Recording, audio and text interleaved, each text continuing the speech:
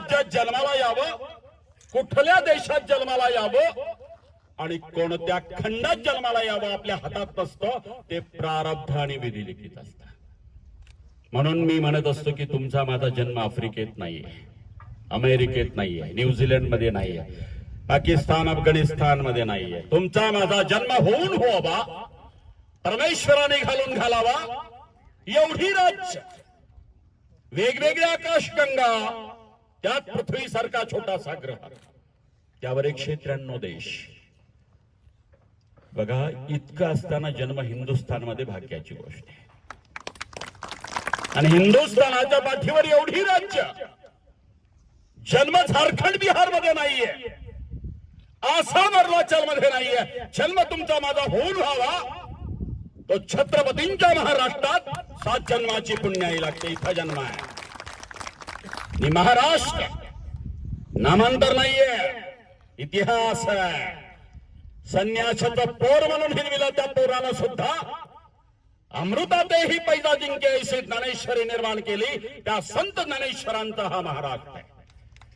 आपल्या विज्ञानवादी अभंगाने समाजात प्रबोधन करणाऱ्या जगद्गुरु तुकोबांचा हा महाराष्ट्र. इंग्रजांच्या विरोधात सर्वप्रथम बंड करणाऱ्या, 1832 ला फासावर जाणाऱ्या आद्य क्रांतिकारक उमाजी नाईकांचा हा महाराष्ट्र. निमित्त होता 1876च्या दुष्काळाचं.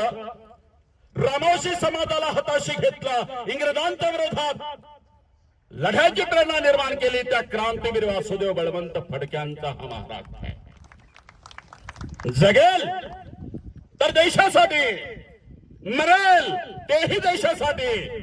हे व्रत आयुष्यभर जो पासून जन्म ब्रह्मचारी राहून भारतभूची सेवा करणाऱ्या वस्ताद लहुजी साळव्यांचा हा महाराष्ट्र. शिका, संघटित आणि संघर्ष करा हा मूल मंत्र देणाऱ्या डॉक्टर बाबासाहेब आंबेडकरांचा हा महाराष्ट्र. पुरोगामित्व म्हणजे काय असतं, त्याचं आचरण स्वतःच्या घरापासून सुरू करणारे.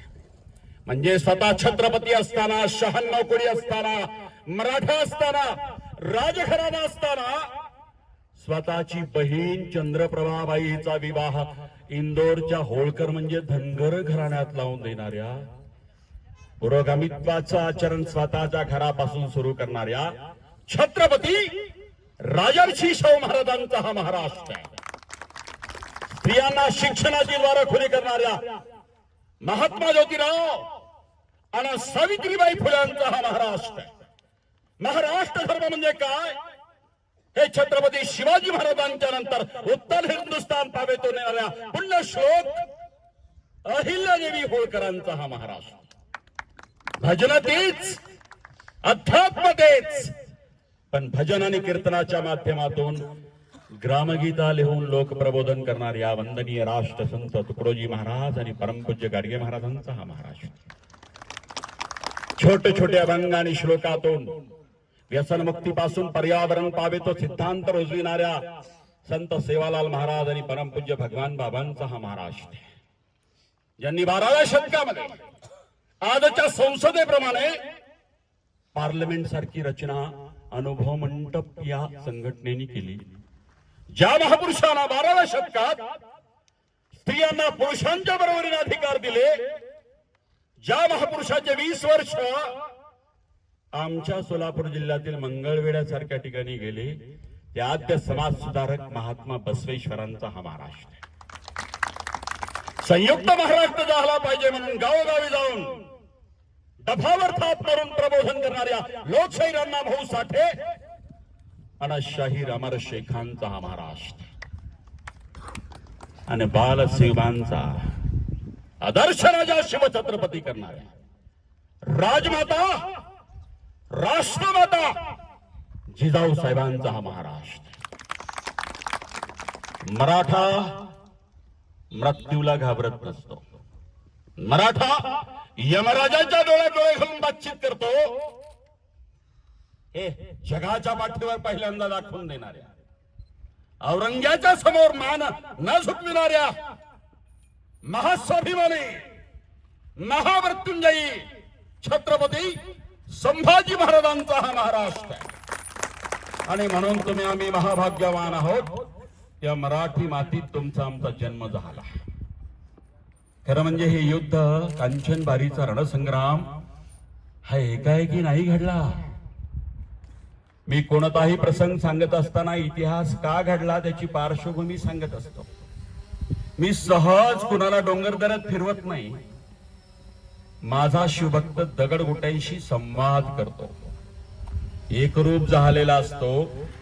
कोणत्याही गडकोटांवरती आमचा हिंदवी परिवाराचा कार्यकर्ता असेल, स्वयंसेवक असेल, शिवभक्त असेल, कधी प्लास्टिक टाकत नाही.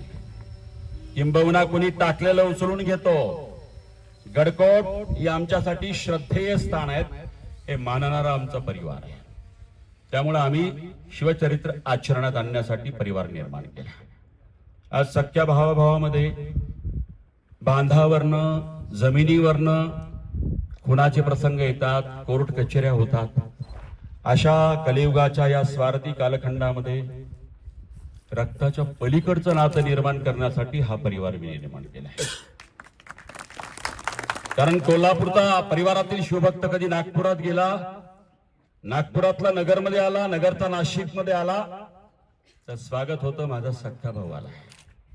मला वाटतं की परिवाराची दुसरी व्याख्या असू शकत नाही. माझ्या परिवारातला एक सदस्य संकटात असेल, तो अडचणीत सापडला असेल, एखादा फोन बच्चू भाऊंना करावा, एखादा फोन ओमप्रकाश शेटेंना करावा आणि बघता बघता 10 मिनिटांमध्ये त्याचा प्रश्न सुटावा, असे कैक प्रसंग झाले. परिवार इथं आहे.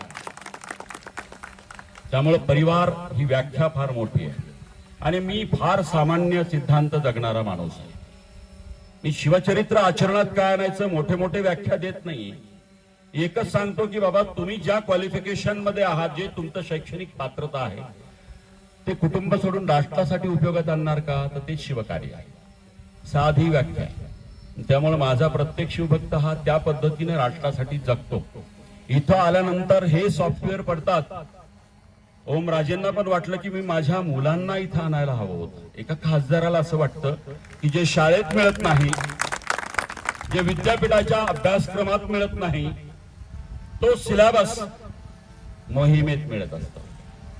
मी तुम्हाला बच्चूभाऊंचं उदाहरण दिलं. मी इथल्या लोकांना माहिती नसेल, प्रहारी किंवा बाकीच्या, मी मुद्दाम सांगतो. 2012ला काही लोक साक्षीदार असतील माझ्या मोहिमेमध्ये. आमची राजगड ते तोरणा मोहीम होती, पायी एका किल्ल्यावरून दुसऱ्या किल्ल्यापर्यंत. बच्चूभाऊ आमदार होते आणि त्यांनी शब्द दिला तर शब्द पाळणारच. मला म्हणाले की मी मोहिमेत आहे. आम्ही त्या गुंजवणे गावापासून चढायला सुरुवात केली. मला कार्यकर्त्यांनी विचारलं की बच्चूभाऊ आलेच नाही, शब्द पडला का त्यांचा. म्हटलं शब्द पडत नाही, कधी काही अडचण आली असेल. आम्ही गड चढला. 2 दिवस मुक्कामी गड. जिथं इतिहास घडला तिथंच माझी व्याख्यान. 2 दिवस मुक्कामी राजगड. आणि सकाळी उठलो तर एका ओट्यावरती झोपलेला हा आमदार आम्हाला दिसला. ओट्यावरती मध्यरात्री 2ला एक काळी पिवळी भेटली. स्वतःच्या गाडीत नाही आला आमदार. पुण्यावरनं, मुंबईवरनं पुणे, पुण्यावरनं मजल दर मजल करत एका काळ्या पिवळ्या त्या टॅक्सीमध्ये, टमटम जे काय म्हणता तुम्ही, वडा,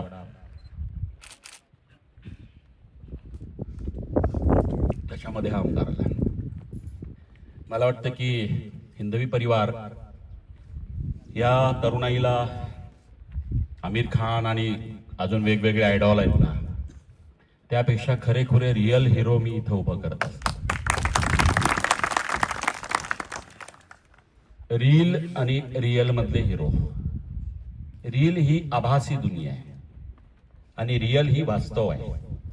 त्यामुळं कोणाला जर असं वाटलं की राजकारणात जायचं तर मला ओमराजे व्हायचंय, मला बच्चू कडू व्हायचंय, मला वाटतं की यासारखा सिद्धांत असू शकत नाही.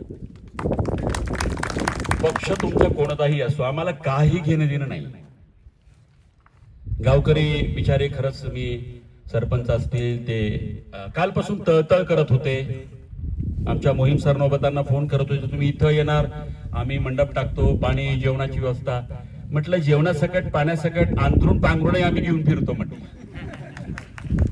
आणि आम्ही राजकीय पक्षाची माणसं नाही आहोत, आम्हाला कुठलीही अपेक्षा नाही आहे, निरपेक्ष माणसं आहोत आम्ही. त्यामुळं आम्ही एका छत्रपतींच्या भूमीला वंदन करण्यासाठी येतोय. आम्हाला कोणताही मानपान नकोय, तुमचं पाणी नकोय, सतरंजी नकोय, पेंडॉल नको, काहीच नकोय आम्हाला. तुम्ही येताय या भूमीमध्ये महाराष्ट्राला आणायचंय मला, कारण कांचनबारी खूप लोकांना माहितीच नाहीये.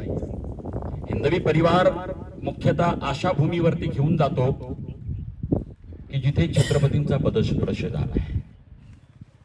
मी तो उदाहरण मुद्दाम देतो की पहाटे बच्चू भाऊ तो गड चढले, राजगड ते तोरणा असा दुसऱ्या दिवशीचा प्रवास होता. मला आठवतं की महाराजांना ज्या ठिकाणी आग्र्यावरनं सुटका झाल्यानंतर महाराज आले होते, आग्र्यावरनं सुटले महाराज 17 ऑगस्ट 1666 ला, आणि महाराज राजगडावरती पोहोचले 12 सप्टेंबर 1666 ला. म्हणजे 25 दिवसात 1275 किलोमीटर. सोपं नाही. ओमराजेंना हॉर्स रायडिंग माहिती आहे. फूट 1.5 फूट माणूस उडतो, घोडा उडतो तसा. लग्न मंडपामध्ये वरातीपर्यंत घोड्यावर बसणं गोष्ट वेगळी आहे.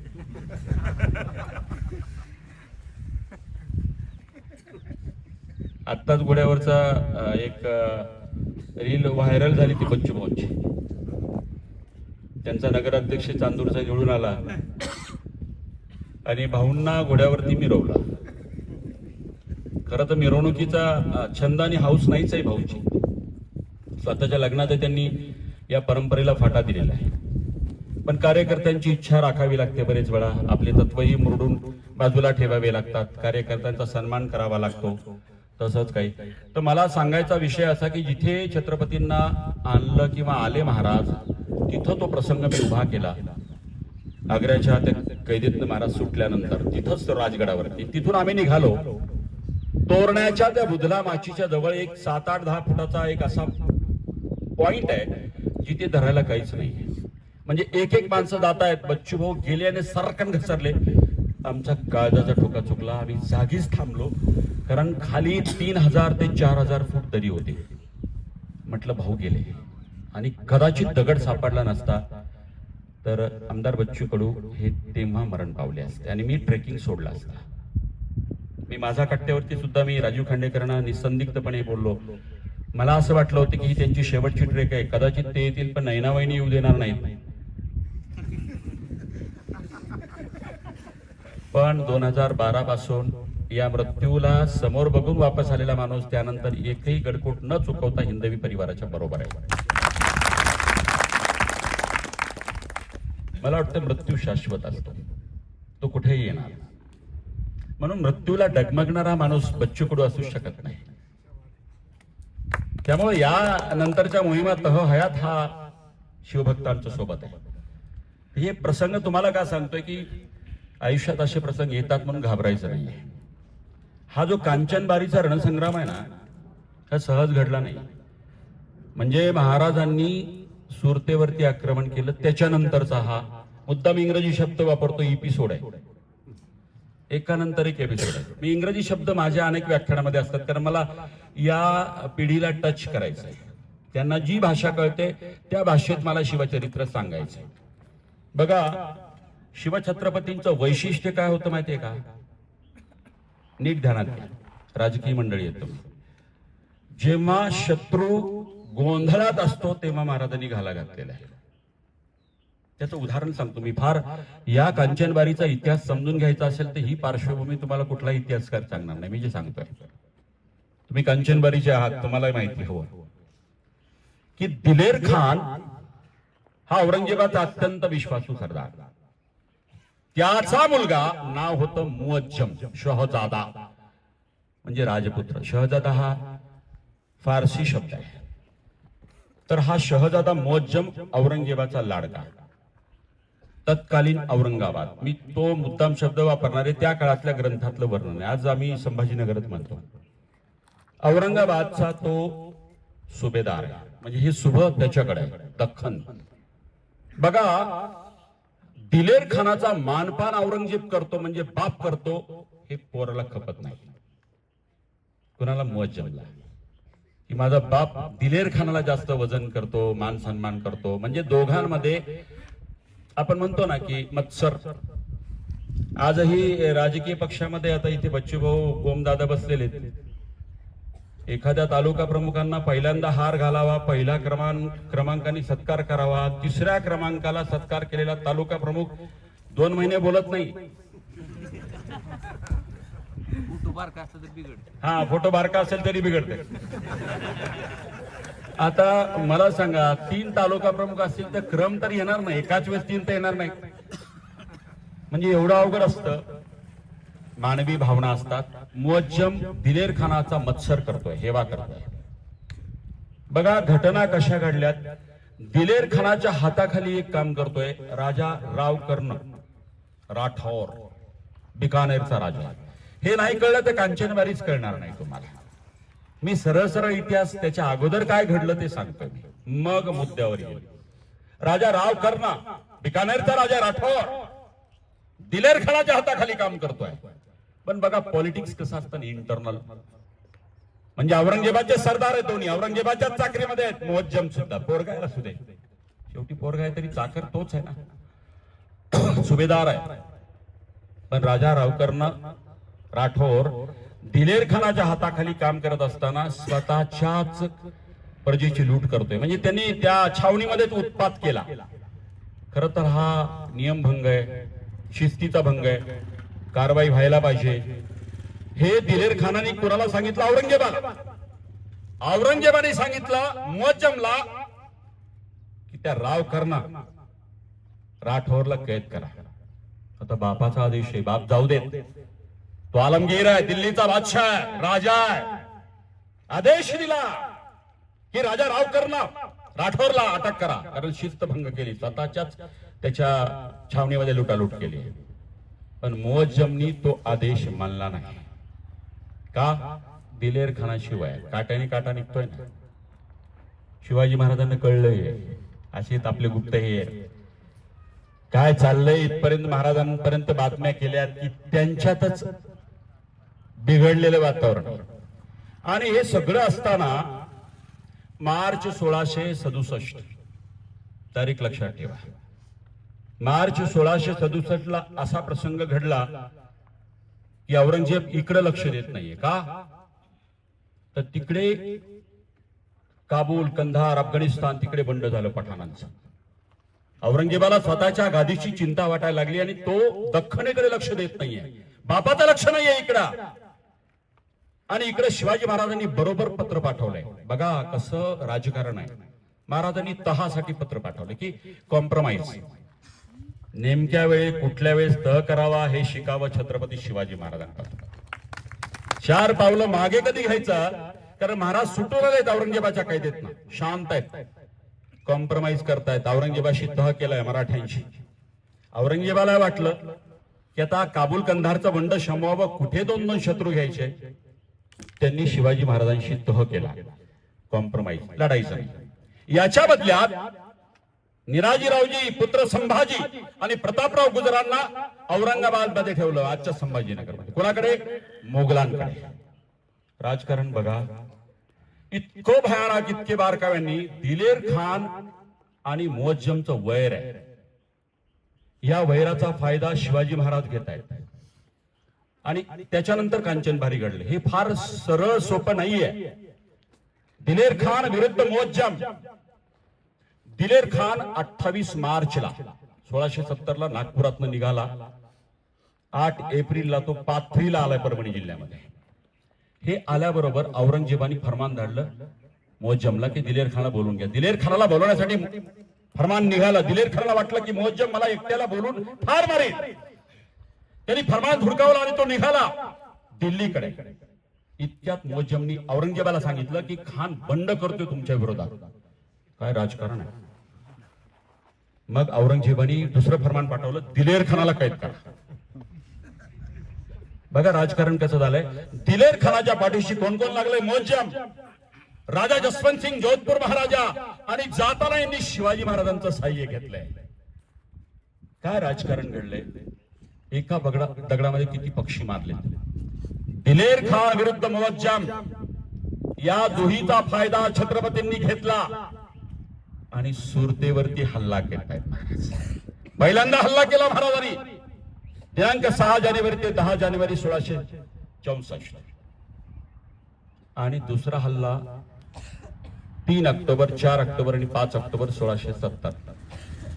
म्हणजे लिहिलेल्या ग्रंथामध्ये आश्विन शुद्ध अमावस्या म्हणजे 4 ऑक्टोबर 1670 लक्ष्मी पूजन. जिजाऊ साहेबांनी सांगितलं नाही शिवबा हिंदूंचा दिवाळी सण आहे करून जा नेशन फास्ट राष्ट्रप्रथम. गेलेत महाराज तिकडे. म्हणजे आपल्या सणावारापेक्षा भावनापेक्षा हिंदवी स्वराज्य मोठं. महाराजांनी सुरतेवरती लक्ष्मी पूजनाच्या दिवशी बरं सहज हल्ला नाही केला. अगोदर तो बहादूर खान आहे त्याला निरोप पाठवलाय की 12 लाख रुपये द्या. कशाचे? सालाना वर्षाचे. कशासाठी? की तुमच्या आलमगिरामुळे आम्हाला मोठं सैन्य बाळगावं लागतं, जनतेचं रक्षण करावं लागतं, त्यांचा पगार द्यावा लागतो, ते तुम्ही द्या. आणि आमच्या स्वराज्यावरती शाहिस्तेखानापासून अनेकांनी हल्ले केले, अर्थव्यवस्था कोसळली, त्याचा मोबदला द्या. महाराजांनी सहजासहजी हल्ला केलेला नाहीये सुरतेवरती. आणि सुरतेमधनं 1 करोड ऐवज मिळाला. मी लूट शब्द वापरत नाही.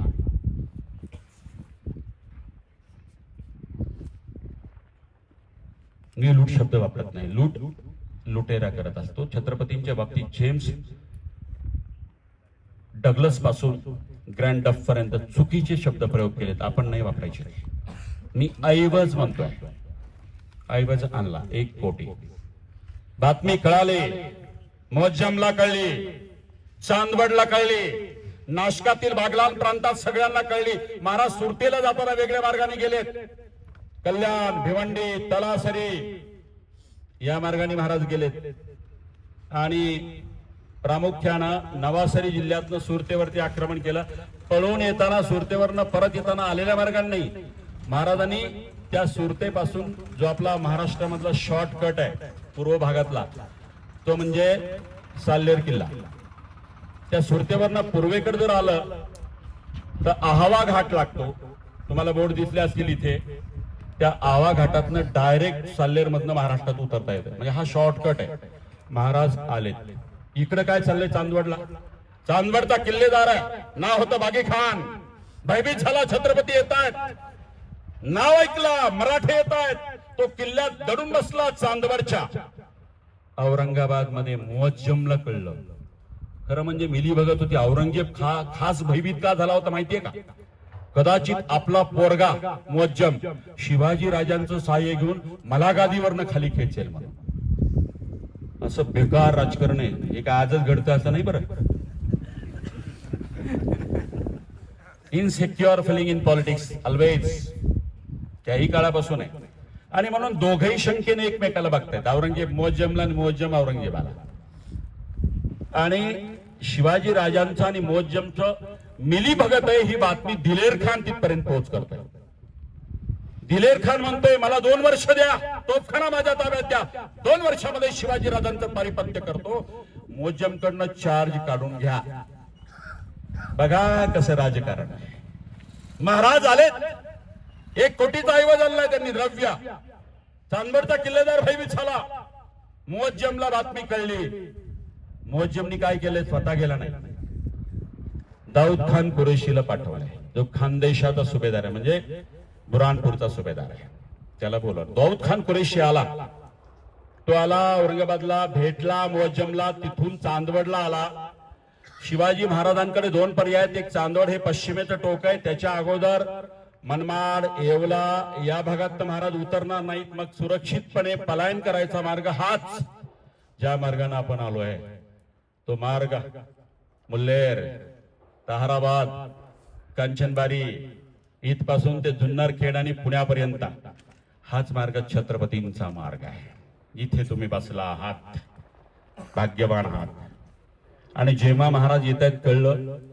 मुअज्जमला तो जाऊन भेटला. दाऊद खान कुरैशी बलाढ्य सरदार सोबत आहेत, खजिना आहे, तो सगळे उंट आहेत, हत्ती आहेत, घोडे आहेत.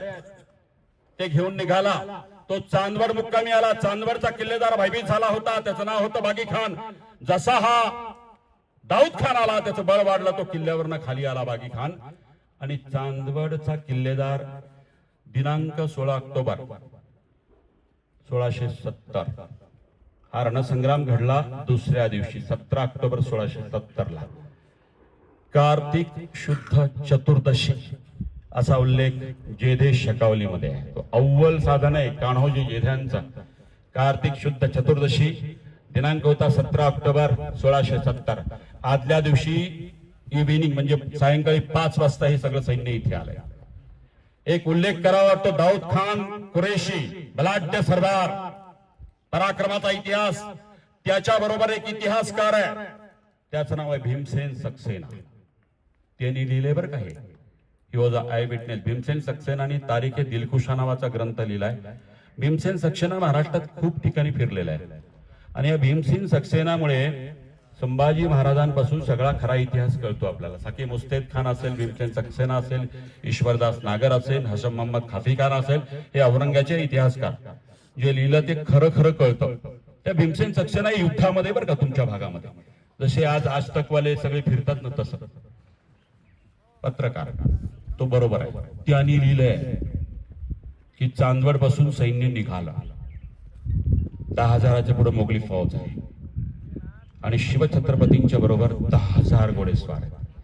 मी आल्याबरोबर इथे बघत होतो बरं का, ते जे वाक्य सभासद बकरी मधला, हे सैन्य आल्यानंतर महाराजांनी त्या दाऊद खान कुरेशीच्या बरोबर इखलास खान मियाना नावाचा एक तरुण बलाढ्य सरदार आहे, नव सळसळत रक्त, मोगलाचा पराक्रमी सरदार, त्याच्यावरती जबाबदारी दिली. भीमसेन सक्सेनाच्या हेरांनी बातमी आणली. ती बातमी जशाच्या तशी त्यांनी सांगितली की शिवाजी राजा कांचन मंचन इथूनच जाणार आहे.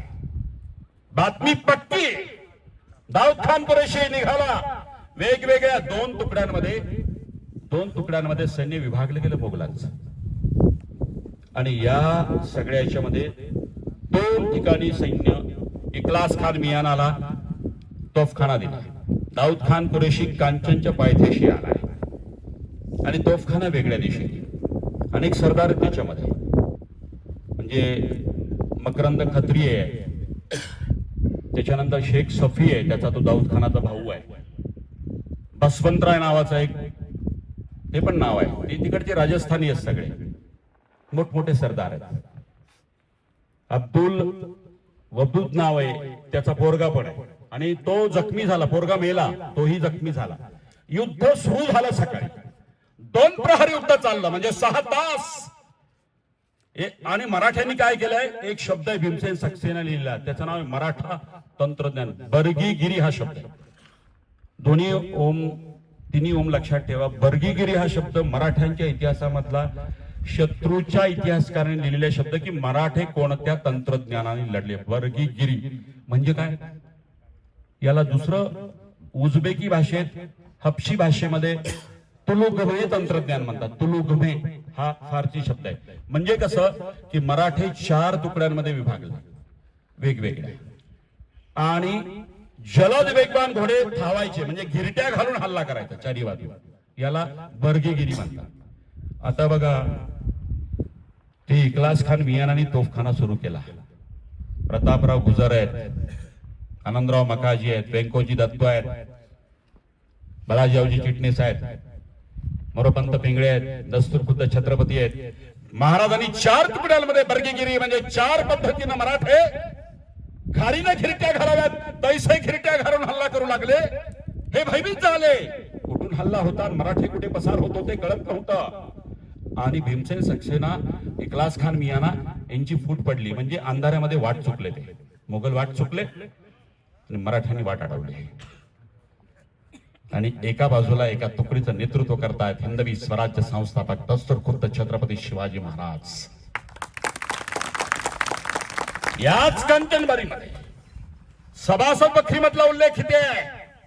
खासा राजा घोड्यावर बसून, बख्तर घुगी घालून, हाती पट्टे चढून, मालमत्ता घोडी पायीचे लोक पुढे रवाना करून आपण 10,000 स्वारांशी सडे सडे राऊत उभे राहिले.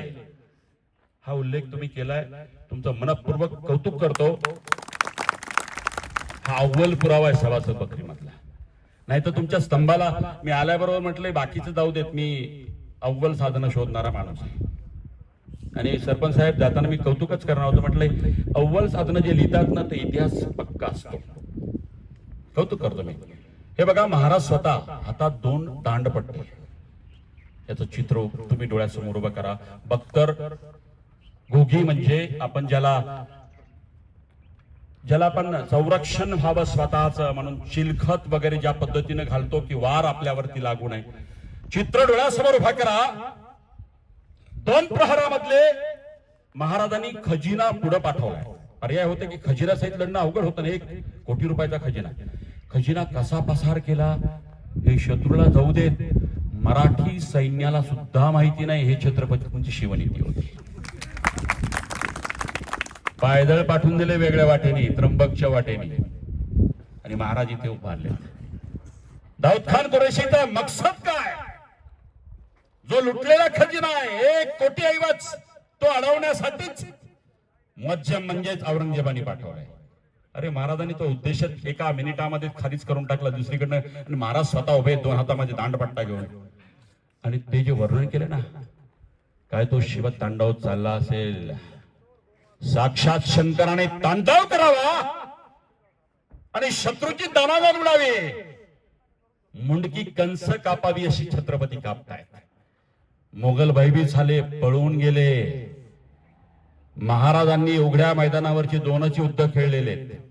एक रुस्तमे जमान बरोबर डिसेंबर 1660 ला, आणि या रणभूमीमध्ये महाराष्ट्रात 2च युद्ध महाराजांनी उघड्या मैदानात खेळले.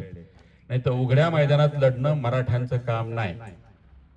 सह्याद्रीचा अचूक वापर करून, भूगोलाचा अचूक वापर करून इतिहास घडविणारे मराठे आहेत. छत्रपती शिवाजी महाराज की. त्यामुळे शिवछत्रपतींनी उघड्या मैदानामध्ये तो शिवतांडव केला. 2 हातात दांडपट्टे घेऊन साक्षात रुद्र भासावा ऐसा प्रसंग या डोंगर दऱ्याने छत्रपतींना बघितलाय. तुम्ही महाभाग्यवान आहात. या रणभूमीमध्ये तुमचं गाव आहे. तुम्ही इथं नतमस्तक व्हा. छत्रपती इथून गेले. तुम्ही खरं सांगा, महाराष्ट्र एवढा मोठा आहे, कोण कोणाच्या गावाला येतो? ना ओमराजे, ना ओमप्रकाश निंबाळकर, ना ओमप्रकाश शेटे, ना शिवरत्न शेटे. का आलो आम्ही? छत्रपती इथं आले होते म्हणून तुमचं महत्व आहे. त्यामुळे छत्रपतींचा पदस्पर्श तुमच्या गावाला झाला. तुम्ही 7 जन्माची पुण्य आहे. इथे बच्चू भाऊनी म्हटल्याप्रमाणे खरं माझी नम्र विनंती, युद्धभूमीच राहू द्या. कोणत्या आमदार, खासदार, मंत्र्याकडनं कोणत्या योजनेत नका बसून मंडप टाकू. नैसर्गिक वडाची झाडं लावा. बच्चू भाऊने जे सांगितलं ना, मोठी मोठी झाडं मिळतात. एक 10 वर्षानंतर त्याचा नैसर्गिक मंडप होईल. आणि या रणभूमीमध्ये अशा नैसर्गिक सावलीत लोक येतील ना, तेव्हा त्याचं महत्व त्या रणभूमीचं कृत्रिम कॉन्क्रीटच्या जंगलापेक्षा और असेल. तर त्यामुळे नैसर्गिक तुम्ही कृषी तज्ञांची मदत घ्या की सावली देणारे, उंच वाढणारे वटवृक्षासारखे अनेक झाडी प्रजाती आहेत. मला वाटतं की ते करा. आज गावकरी इथं आले. एवढ्या शिस्तीत राजकारणी माणसं कधीच बसत नाहीत. जे बसले नाही ते उठून गेले, आपलं काम नाही म्हणून. मी बघत होतो, मी माझं तटस्थ निरीक्षण असतं. जे थांबले ते फार अस्वस्थ, कारण मी हालचाल होऊ देत नाही. Moving object must be zero while delivering the speech. मी व्याख्यान देताना आमदार, खासदार, मंत्री असेल तरी अगोदर सांगतो मोबाईल स्विच ऑफ. तुम्हाला जायचं असेल, मी पालकमंत्र्याला एकदा थांबून ठेवलं होतं लक्ष्मणराव ढोबळे, नाही म्हटलं. व्याख्यान सुरू असताना पंतप्रधान जरी आले तर छत्रपतींचं व्याख्यान थांबत नाही. छत्रपतीपेक्षा आम्हाला कोणी मोठा नाही. एकदा महाराजांचं व्याख्यान सुरू झालं नाही, फक्त छत्रपती. त्यामुळे ही शिस्त आपण पाळली. गावकऱ्यांनी माझी नम्र विनंती की या भागातलेही लोक आमच्या सोबत किल्ल्यांवर येऊ द्या. आम्ही जसं आलो, व्यसनमुक्ती हा पहिला संकल्प करा. आपलं गाव पर्यावरण पूरक, प्लास्टिक मुक्त करा. या स्मारकापेक्षा छत्रपतींना ते आवडेल. बरं, झाडं लावा, झाडं जगवा. महाराजांना पर्यावरण खूप आवडायचं. तुमचं गाव प्लास्टिक मुक्त करा. आम्ही आमच्या मोहिमेमध्ये प्लास्टिक रॅपर पण चॉकलेटचं कुणी आमची लहान मुलं सुद्धा टाकत नाहीत, एवढी शिस्त आहे. महाराज बघतात हीच भावना असते. कारण छत्रपतींच्या काळामध्ये महाराष्ट्र खूप वेगळा होता हो. महाराजांच्या काळात महाराष्ट्र ऐश्वर्य संपन्न होता. इथं काशी सारखं ज्ञान होता, द्वारकेसारखं धन होता, राजासारखं मन होतं, मनासारखा राजा होता. इथं घरांना कल्याकुल होती, किल्ल्या हरवायची चिंता नव्हती, चोर शोधणे सापडत नव्हते. महाराष्ट्र रणांगणात गाजत होता, दह्या दुधात भिजत होता, दान घ्यायला लाजत होता आणि पांडुरंगाला भजत होता. हा महाराष्ट्राचा इतिहास आहे. आजचा महाराष्ट्र तसा नाही. होतात दररोज युद्ध येते, होतात दररोज युद्ध येते, परी कृष्ण आज नाही. गीता कुणास सांगू, गीता कुणास सांगू, तो अर्जुन आज नाही. भारतात दररोज दरबार इथे, भारतात दररोज दरबार इथे, परी शिवराय आज नाही. शिवशाही कोणाच सांगू, तो महाराष्ट्र आज नाही, तो महाराष्ट्र आज नाही. छत्रपतींचा महाराष्ट्र निर्माण करण्याचा संकल्प करूया. जय हिंद, जय महाराष्ट्र.